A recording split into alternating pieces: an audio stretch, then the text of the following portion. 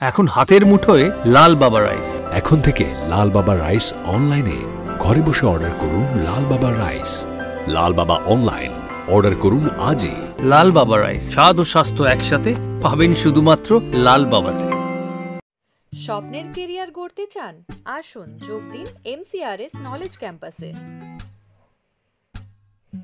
পূর্ব বর্ধমানে অবস্থিত আমাদের ক্যাম্পাসে আমরা অফার করছি নার্সিং ও প্যারামেডিক্যাল কোর্স। সবুজ ঘেরা হাইটেক ক্যাম্পাস, সঙ্গে কলেজ সংলগ্ন অত্যাধুনিক হস্টেল। এখানে অভিজ্ঞ শিক্ষক ও শিক্ষিকারা আপনাকে আধুনিক চিকিৎসা পদ্ধতি ও প্রযুক্তির মাধ্যমে প্রশিক্ষণ দিচ্ছেন। আমাদের কোর্সগুলিতে আপনি পাবেন হাতে কলমে প্রশিক্ষণ এবং প্রয়োজনীয় দক্ষতা অর্জনের সুযোগ। বিশ্বমানের পরিকাঠামো ও সুবিধা আপনার শিক্ষা জীবনকে করবে আরো সুন্দর ও সহজ। আপনার স্বপ্নের ক্যারিয়ার শুরু হোক এইখানে, MCRS নলেজ ক্যাম্পাসে। MCRS নলেজ ক্যাম্পাস, আপনার ভবিষ্যতের পথপ্রদর্শক। সংসার সুখের হয় রমণীর গুণে। হ্যাঁ, যে রমণীরা অর্ধেক আকাশ এবং পৃথিবীর যে কোনো কাজে নারীদের উপস্থিতি ছাড়া সম্ভব নয়, এরকমই বিভিন্ন নারীদের কথা আমরা তুলে ধরছি মুক্ত বাংলা ডিজিটাল প্ল্যাটফর্মে। মুক্ত আবহতে নারী বিষয়ক যে অনুষ্ঠান, সেই অনুষ্ঠানে নমস্কার, আমি মেহবুব হাসান। আজকে আমাদের অতিথি শিলালিপি চৌধুরী চ্যাটার্জি। নমস্কার আমাদের এই অনুষ্ঠানে। আমরা দিদির কাছে শুনবো যে দিদির একটু ছোটোবেলাকার কথা শুনবো। মানে আপনি আপনার কোথায় বাড়ি, কোথায় জন্ম, কোথায় বড় হয়েছেন, পড়াশোনা করেছেন, এইটা যদি একটু আমাদের বলেন। অ্যাকচুয়ালি আমার রাধানগর ষষ্ঠীতলা। আচ্ছা, রাধানগর ষষ্ঠীতলা পাড়াতে আমার জন্ম। বেশ।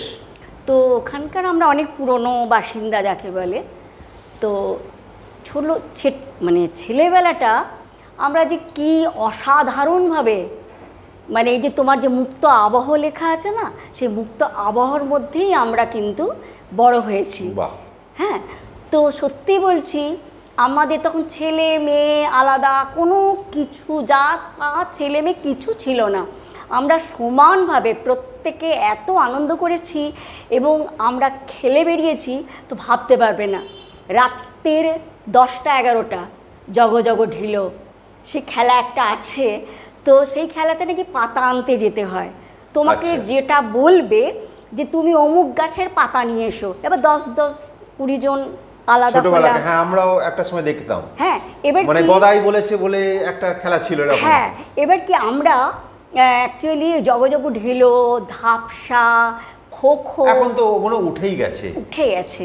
কারণ কি এখনকার ছেলেমেয়েরা একটু মোবাইল কেন্দ্রিক হয়ে গেছে। কিছু মনে করো না, আমি হয়তো কারুর রাগ হবে বা দুঃখ হবে। না না না, এটা তো একদম সত্যি কথা। আমরা তখন মুক্ত আবহাওয়ায় মানুষ হয়েছিলাম বলে এখনো লড়ে যাচ্ছি। একদম একদম 60 আপ, একদম খুব সত্যিই তাই। আমরা একটা সময় এই মুক্ত আবহাওয়াতেই মানুষ হয়েছিলাম। আমাদের কত রকম খেলা ছিল, পাড়ার কত ছেলে মেয়ে ছিল, তারা একসাথে খেলাধুলা করতাম, একসাথে বড় হয়েছি। এটা একটা পাওয়া, সেই পাওয়া এখনকার বাচ্চারা পায় না। তো দিদি তো সেই কথায় দিয়ে শুরু করেছে। দিদি, আপনারা ক ভাই বোন ছিলেন? আমরা 5 ভাই বোন। আমি হচ্ছি আমার দাদা ফার্স্ট, তারপরে আমি, তারপরে আমার মেজো ভাই, তারপরে আমার বোন, তারপরে আমার, মানে পুরো ফুলের মালার মতো সাজানো। বাহ।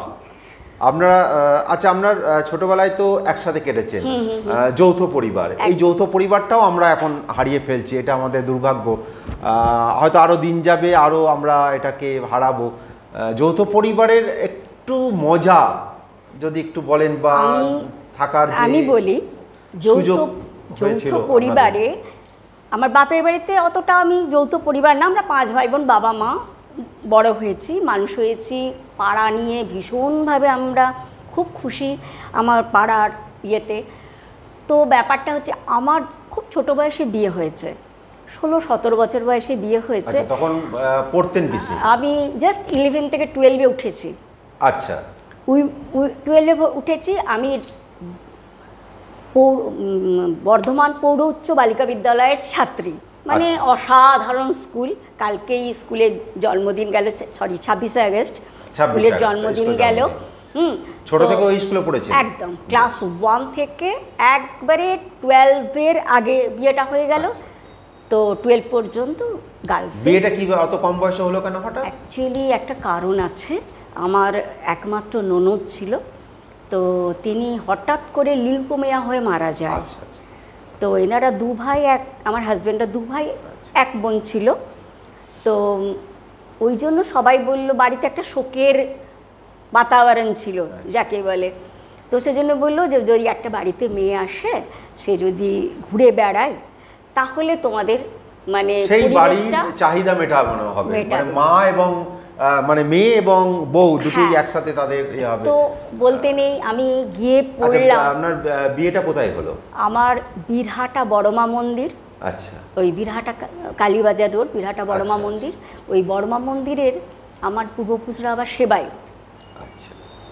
তো ওই বাড়িতেই আমার চ্যাটার্জি ফ্যামিলিতে বিয়ে হয়েছে। কাছাকাছি, মানে বাপের বাড়ি আর শ্বশুর বাড়ি খুব কাছাকাছি। কিন্তু কাছাকাছি ঠিকই, কিন্তু আমাদের কোনো যোগাযোগ ছিল না।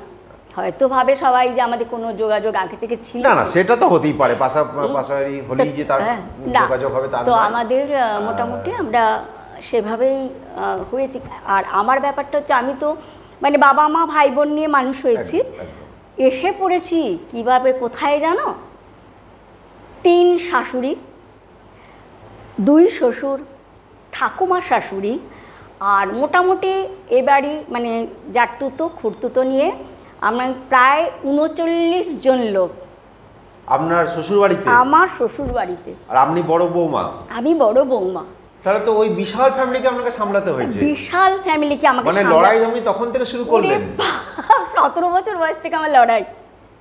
17 বছর বয়স থেকে। কেন কি, তাদের বাড়িতে আমি মেয়ে হিসাবে গেছি, প্রচণ্ড ভালোবাসা পেয়েছে আমি। মানে আমার ভাসুরদের, আমার শ্বশুর শাশুড়ি, মামি শাশুড়ি, মামারা, মানে পিসিরা, মানে সবাই আপনাকে খুব স্নেহ করত এবং আপনিও তাদের সাথে একদম এক হয়ে গিয়েছিলেন। অ্যাকচুয়ালি কি জানো বাবা ভাই, অ্যাকচুয়ালি মানে একটা বাইরে থেকে যখন মেয়ে আনা হয়, সেই মেয়েটাকে যদি তুমি সমগ্রভাবে স্বাধীনতা দাও এবং যেভাবে তুমি ভালোবাসাটা দেবে, ঠিক সেইভাবেই ভালোবাসাটা ফেরত পাবে। একদম, খুব দামি কথা। মানে তুমি যেভাবে মেয়েকে বা বৌমাকে দেখবে, তুমিও একটা সময় সেইভাবেই তাদের কাছ থেকে ফেরত পাবে। এটাই হওয়া উচিত। মানে আমি যতটা আপনাকে দেবো, আপনিও ঠিক আমি না চাইলেও আপনি সেই ফেরতটা আমাকে দেবেন। এটাই, এটা মানে ওপর থেকেই হয়ে এসেছে। মানে আপনি যত দেবেন, একটা সময় আপনি যতটা দেব ততটা। তবে আপনি পড়াশোনার পর বিয়ে হয়ে গেল, তো না, এই যে যৌথ ফ্যামিলির যে সুখ বা এটা যৌথ ফ্যামিলিতে যখন গেলেন, আমরা তো অনেক দুঃখ কষ্ট আনন্দ সবই আছে, অনেক কিছু। অ্যাকচুয়ালি তখন আমার হাজব্যান্ড একটা ব্যবসা করতেন। আচ্ছা, ঠিক আছে। এবার ব্যবসা থেকে পরে চাকরিতে গেছে। কিন্তু সাধারণ চাকরি, এমন কিছু যে এবার বিশাল হাইফাই সেরকম কিছু নয়। তাহলে কি হচ্ছে, আমাকে অতগুলো ফ্যামিলির মানুষজনকে দেখে এবং আমার নিজেরও কিছু করতে ইচ্ছে করলো। আপনি এই দাদার বুঝতে পারছেন যে দাদার ইনকামে আপনার সংসার সেইভাবে চলছে না। তখন আপনার সন্তান সন্ততি? আমার 2 কন্যা। 2 কন্যা। হ্যাঁ। তা আপনি কি 2 কন্যা হবার পর উপলব্ধি করলেন যে আমাকে কিছু করতে হবে, না তার আগে থেকেই মনে হচ্ছিল যে দাদা যেটা করছে এটা হবে না, আমাকে আরো কিছু করতে হবে? আমি আগে থেকেই একটু চিন্তা ভাবনা করেছিলাম। কেন কি দেখো,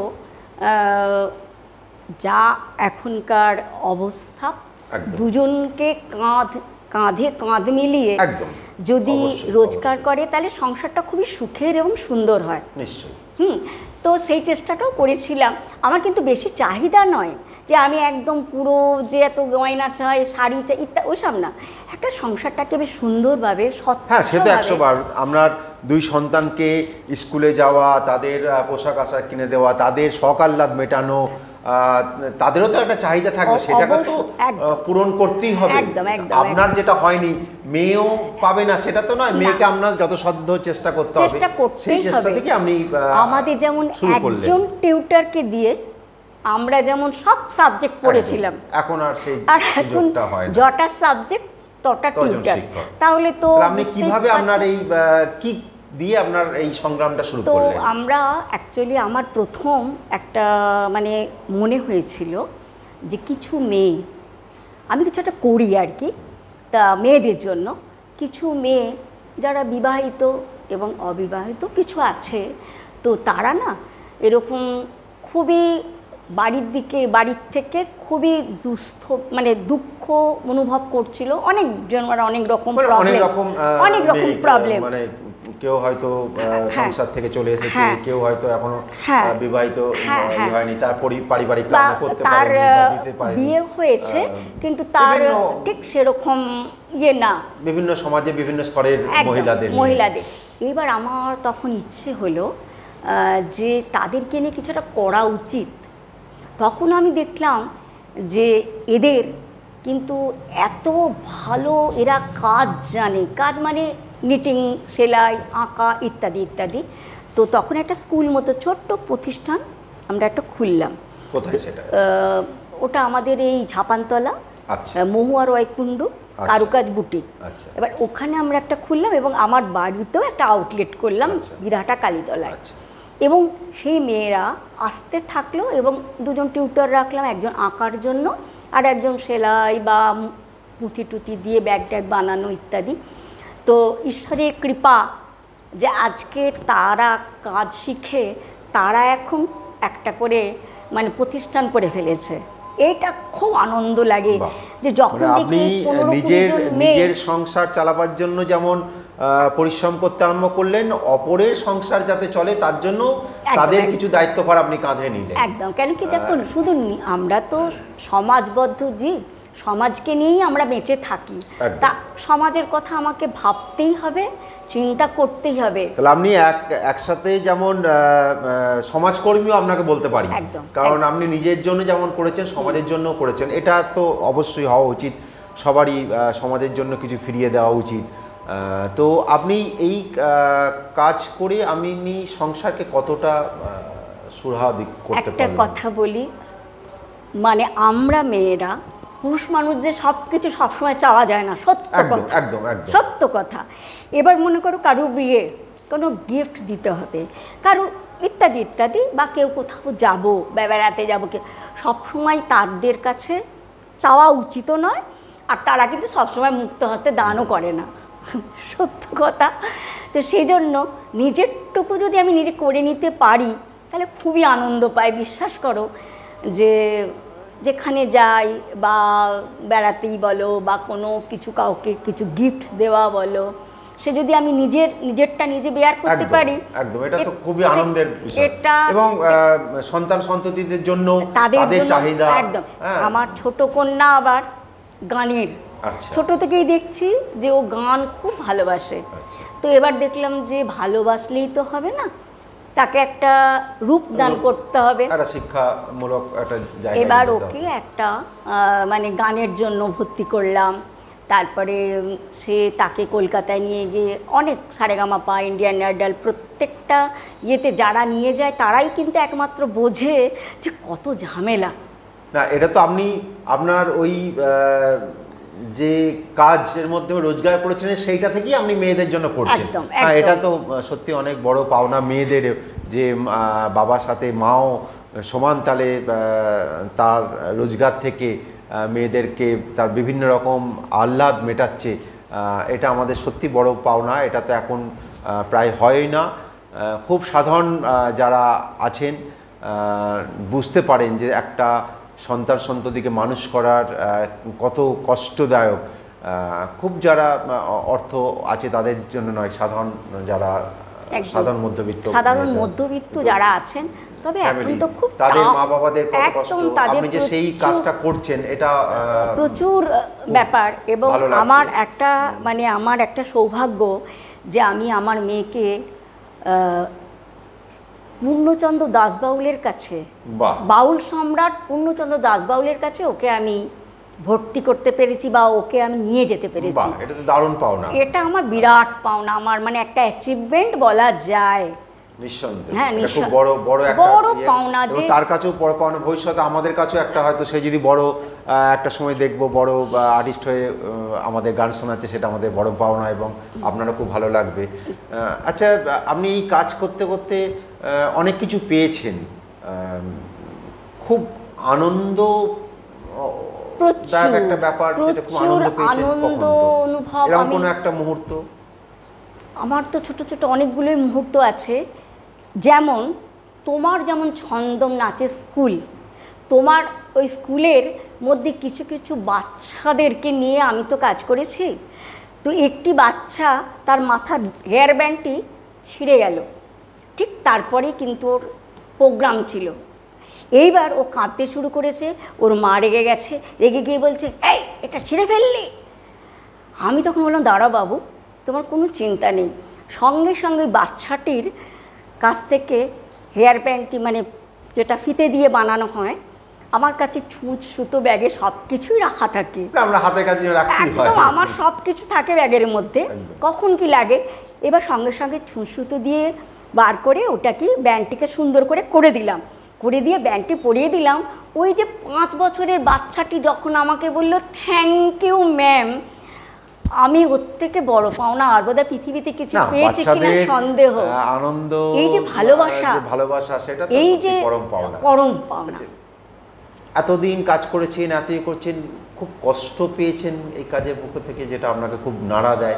কষ্ট পেয়েছি বলতে অ্যাকচুয়ালি যখন দেখি যে অনেক মানুষের সঙ্গে অনেক কাজ করেছি এবং সবাই কিন্তু সেম মাইন্ডের নয়,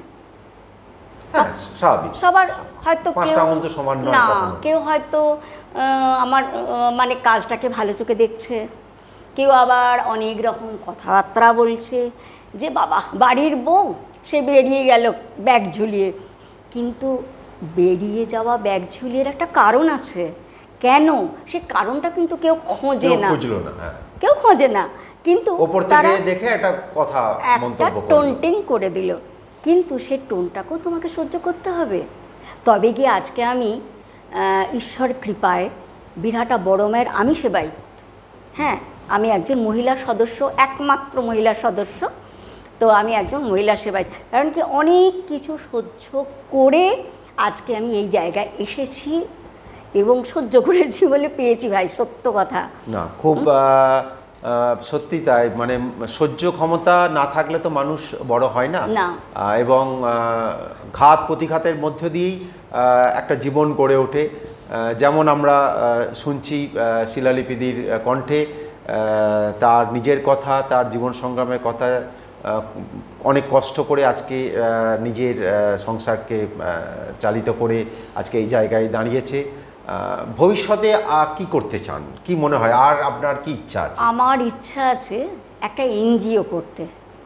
কেন আমি দেখি আমার চোখের সামনেই আমি দেখি কিছু কিছু মহিলা বা বৃদ্ধা, মানে যেটা একটা ট্রেন্ড হয়ে আসছে এখন, তারা দেখি যে তাদের ছেলে মেয়েদের বউ, আমি যেমন আমার ছেলে মেয়েদের কষ্ট করে মানুষ করছি মেয়েদের, ঠিক তারাও কিন্তু প্রত্যেক পিতামাতা তার মানে সমগ্র কিছু দিয়ে যখন সন্তানদের মানুষ করে, সেই সন্তানরা যখন পিতামাতার দিক থেকে মুখটা ফিরিয়ে নেয়, খুব কষ্ট হয় ভাই, ভীষণ কষ্ট হয়। আমার ইচ্ছা আছে যদি আমি ভবিষ্যতে কিছুটা পারি ওনাদের জন্য কিছু একটা করা। দেখো সবার তো অর্থ নেই যে বৃদ্ধাশ্রমে টাকা দিয়ে তাকে রাখা যাবে, তো এবার ওই মানুষগুলো, আবার কিছু মেয়ে যারা বিয়ে শাদী করেনি বা হয়নি, যা হোক কিছু একটা অর্থনৈতিক ব্যাপার বা ইত্যাদি ইত্যাদি, তারাও কিন্তু খুব অবহেলিত সমাজ সংসারে, তাদের জন্য আমি কিছু একটা করতে চাই। আর এরকম আমার কাজ হচ্ছে এরকম বাবা মাকে বোঝানো। অল্প বয়সী মেয়ে, হঠাৎ করে স্বামী মারা গেছে, সে বাড়িতে এসে পুনরায় ঢুকেছে, তার যে কষ্ট, পারিবারিক কষ্ট বা ইত্যাদি, তখন তার বাবাকে বোঝালাম যে আপনি একটা কাজ করুন, এই মেয়ের আবার বিয়ে দিন। কি বলছো বৌমা, আবার বিয়ে হয়? তাহলে হ্যাঁ, কেন হবে না, আজকালকার দিনে সব হয়, আপনি শুধু একটু ধৈর্য ধরে এই কাজটা করুন, দেখুন ঠিক হবে। আমিও কিছু সম্বন্ধ দেখে দিলাম। তো মেয়েটি আজকে বিবাহিত, সে আজকে খুব সুখে সংসার করছে। এটা আমার একটা প্রাপ্তি। নিশ্চয়। আর একটা আমি বলবো যে এই যে আমাদের বলিদান প্রথা, বলিদান প্রথা অ্যাকচুয়ালি বলছে ছাগ, ছাগ মিন্স আমার ষড়রিপুকে কাটো, বাদ দাও, আমার মধ্যে যে কাম, ক্রোধ, লোভ, মোহ, মাৎসর্য আছে তাকে বাদ দিতে। কিন্তু আমরা সেটা করছি না। আমরা একটা ছাগল নিয়ে এসে তাকে মায়ের সামনে কাটছি। এবার মায়ের সামনে ওই ছাগল যখন ডাকে না, তুমি সহ্য করতে পারবে না, মা মা করে করুণ একটা আর্তনাদ। তো সেটাকে ঈশ্বর কৃপায়, মায়ের ইচ্ছায় ওটা বন্ধ করতে পেরেছি। এটা আমার একটা বিরাট অ্যাচিভমেন্ট বলতে পারো। এটা কোথায় হতো? বিরাটা বড়মা মন্দিরে। বিরাটা বড়মা মন্দিরে যেদিন ছাগ বলি বন্ধ হলো, ঠিক সেই দিনই সর্বমঙ্গলা মন্দিরে বন্ধ হয়েছে। তার পরের বছর তোমার ওই খোশবাগানে মায়ের মন্দির আছে। তার মানে আপনার একটা লড়াই ছোট থেকেই ছিল, এবং সেই লড়াইয়ের ফলে আপনি একটা জিনিসকে একটা রূপদান করতে পেরেছেন, এবং নিজেকে খুব সেটা খুব ভালো লাগে, ভালো লাগার ব্যাপার। ভীষণ ভালো লাগে। এইভাবেই যদি আপনারা এগিয়ে আসেন, তাহলে আমাদের সমাজ সংস্কৃতি বাঁচবে, সুস্থভাবে আমরা থাকব। আপনারা শুনলেন শিলালিপি চ্যাটার্জির কথা, তার সংগ্রামের কথা। আমরা তার দীর্ঘ জীবন কামনা করি, তার সন্তান সন্ততিরা সুস্থ থাকুক, তার পরিবার ভালো থাকুক, তিনি কাজের মধ্যে আরও বড় হোক এবং আমাদের সমাজের জন্য কিছু করুক, এই আশায় মুক্ত আবহ থেকে আজকের মতন আমরা বিদায় নিচ্ছি। নমস্কার। নমস্কার।